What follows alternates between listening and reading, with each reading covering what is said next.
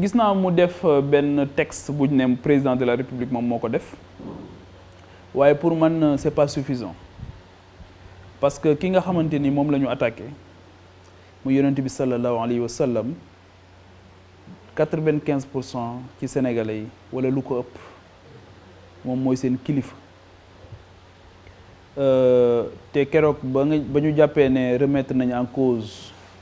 li nga xamante ni moom mooy liberté d'expression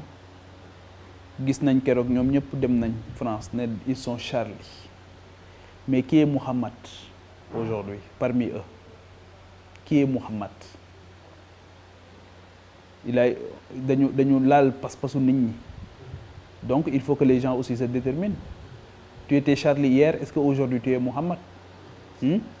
Alayhi salatu wassalam, hein? Donc c'est une question très simple. Et aujourd'hui, être Muhammad, c'est être avec les Sénégalaises et les Sénégalais yi nga xamante ni jamono bu nekk ñoo ngi julli ci moom di sëlmal ci moom. D'abord Macron xamul l'islam, c'est-à-dire discours am bi dafa wane dëgg manque de culture am ci wàllu diine ndax ci cliché yi la yam ak stéréotype yi demul xam kan mooy jëmm jooj nga xamante ni moom la ñu suñu borom baaxee au-delà des musulmans ndax dafa wax wama arsalnaka ila rahmatan lil alamin waaye wama arsalnaka ila kaafatan linnaas moom ci boppam yonent bi boobu muy wax moom daf ko yónni dañ ko yónni ci moom justement il traverse une crise parce qu'il n'a pas écouté le prophète Mohammed sallallahu alayhi wa sallam, parce qu'il n'a pas fait l'effort de connaître le prophète Mohammed sallallahu alayhi wa sallam. L'Occident traverse une crise profonde. ñoom ñoo ko wax ñoom ñoo ne ñoom ñuy topp te ñun xamatuñ fu ñu jëm ñoom ñoo xamatul fu ñu jëm aujourd'hui. Les gens s'interrogent. Qu'est-ce que la crise des gilets jaunes a montré? Crise de représentativité, défiance vis-à-vis de l'autorité. Loolu moo jur insurrection, manque de confiance, moo jur défiance, moo jur insurrection. bu dul woon Covid bi ba tey France a ngi tàkk bu dul woon Covid bi ñu dem ci ay état d'urgence ak ay confinement kon ba tey dara du estomper ce mouvement là te jàppoon nañ ne yokk ay salaire ak joxe yenn avantages yi mooy régler problème bi ndekete le problème est beaucoup plus profond que ça ba ci biir crise gilets jaunes yi nga xamante ni ñoo bokk lenn lu ñuy xeex ku ci dem table de négociation c'était presque un serpent sans tête. Ni que ku dem ne da ngay négocier ñu ne la yow wóolatuñ nga traître nga kenn wóoluwut kenn sëriñ bi bu ñu demee ba àdduna kenn wóolatul kenn ñoom foofu la ñu toll ñoom loolu moo tax Recep Tayyip Erdogan ne Macron nañu xool bopp bi lu ci ne parce que mënuloo jiite une puissance comme ça tey jii boo jëlee le nombre de musulmans yi nekk France c'est extraordinaire nga bëgg a wax ne ñooñu ki nga xamante ni nga wax leen ne ñoom seen foi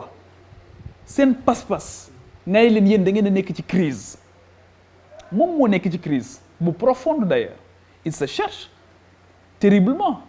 yaa ngi dégg donc xëy na moom crise am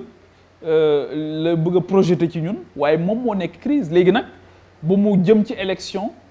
bëgg électorat du Rassemblement national extrême droite jàpp ne c'est en tapant sur l'islam c'est en tapant sur la foi des gens ci la ñooñ di rallier li nga xamante ni moom mooy kii am il se trompe de combat waaw il se trompe de combat donc il le fait mais boo xoolee discours am ni mu évolué bi mu nekkee candidat ak le Macron président da ngay xam ne réel politique lay def en tapant sur l'islam dañ ci war a àddu ndax Sénégal il faut que ñu xam aussi réew mi ñu nekk mooy réewu Cheikh Ahmadou Bamba Khadim Rasoul réew mi ñu nekk mooy réewu Seydi Hadji Malick Sy réew mi ñu nekk mooy réewu Maba Diakhou Ba bi nga xamante ni diine l'islam moo tax ñu dagg boppam réew mi ñu nekk mooy réewu Thierno Souleymane Baal réew mi ñu nekk mooy réewu Abdoul Qadir Kane réew mi ñu nekk mooy réewu Khali Omar Fall l'école de Pire et c'est intéressant l'école de Pire parce que l'école de Pire a été brûlée par les Français quand la France brûle l'école c'est intéressant ñoom ñi nga xamante mais boobu bëgg nañ école Jules Ferry rek mu jëm kaw ñu ne école Khali Omar Fall ñu ne dañ koy lakk bëgg école Jules Ferry jëm kaw léegi ñun est-ce que France dafa continuer di lakk sunu école ba tax tey ji mënaguñu am un système éducatif conçu par nous et pour nous ndax lakk yi dafa bëri façon wala ndax tey jii l'école de Jules Ferry lañ continuer di jël di ko yëkkati muy gën a rafet muy gën a kii donc loolu aussi c'est des choix c'est un changement de paradigme qu'il faut opérer totalement. C'est un changement de cap qu'il faut opérer. Et les gens qui ont fait développer leur pays, surtout par rapport à l'ancienne puissance coloniale comme la France, ils ont, à un moment donné, ils ont posé la question de la rupture du cordon ombilical. C'est fondamental. Boutitu ñur boobu il faut que ñu dagg ko.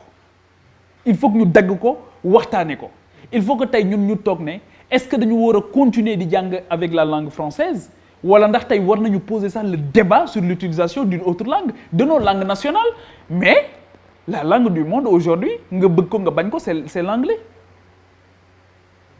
Lan moo war a tax ñu continuer mooy ci ces stigmates de la colonisation yaa ngi dégg ba nga xamante ni dinañ la wax ne la butin de guerre la mais c'est un instrument de domination. C'est un instrument de domination tout court. Donc ñoom les pays européens y compris la France te loolu dafay rejoindre immigration bi ñu doon wax léegi ils ont tout emporté. Ils continuent de tout emporter avec la complicité de certains Africains qui n'en ont cure de l'avenir de leur génération. Seen yoon nekkul ci ëllëgi ndaw yi Sénégal parce que fexe nañ ba ñoom bu ñuy jiite Sénégal fexe nañ ba lijjanti ba seeni doom seeni jabar duñ fi jure donc dañuy dem am beneen nationalité ñu ne dañ leen di sécuriser la ñuy wax bu soxna si nekkee fii ba war a am doom rek nga jël yóbbu mu ami beneen nationalité bari na ci ñoom de. boo jëlee école yi nga xamante ni ñoo nekk fii ni nga xamante ni nekkul école sénégalaise ca la seen njaboot di jànge boo jëlee yeneen hôpitaux yi nga xamante ni ñoom ñoo nekk fii cher lool fa la seen njaboot di fajoo mais sëriñ bi lan nga bëgg nag ci njiit yooyu tant qu'ils n'utilisent pas le transport public mais duñu ko régler. Bi ñu demee màggalu Tuubaa ren dama toog di xool nit ñi bari lool ma ne nag lii xew bi ñu màggalee ba ci suba ga ma ne lii xew mooy wane ne Sénégal développé wul bu fi kenn tudd émergence am suma xarit bu ne ma lu xew ma ne ko waaw ñii bëgg a rallier yépp seen dëkk yi ñu jóge benn moyen de transport rek la ñu am muy tali mais loolu du développement mooy bu lu mel noonu amee xew-xew bu mel noonu amee xam nga fan ngay natte développement mooy ñii dañoo jël hélicoptère ñëw wala ñii dañoo jël seeni avion ñëw wala ñii dañoo jël tramway ñëw wala ñii dañoo jël TGV ñëw. boo demee Maroc tey boo jógee Casablanca di dem Tanger 2h15 nga koy def TGV Al Bouraq lañ ko tuddee 2h15. Le Maroc a réceptionné son 212e train doog a wut TGV te am nañ tramway sëñ bi loolu mooy développement mais il n'a pas de secret bi du dara xam nga lan la négociation. Maroc boobu tey nga xamante ni sunu naataango africain la. C'est lui qui contrôle près de 40% du secteur bancaire sénégalais te ñoo yor assurance yëpp ñoo ko moom la quasi-majorité du secteur d'assurance ñoom ñoo ko téye seen loxo. Qu'est-ce que tu veux? Tu ne contrôles pas tes banques, tu ne contrôles pas le secteur de l'assurance, mais comment est-ce que tu vas contrôler l'épargne?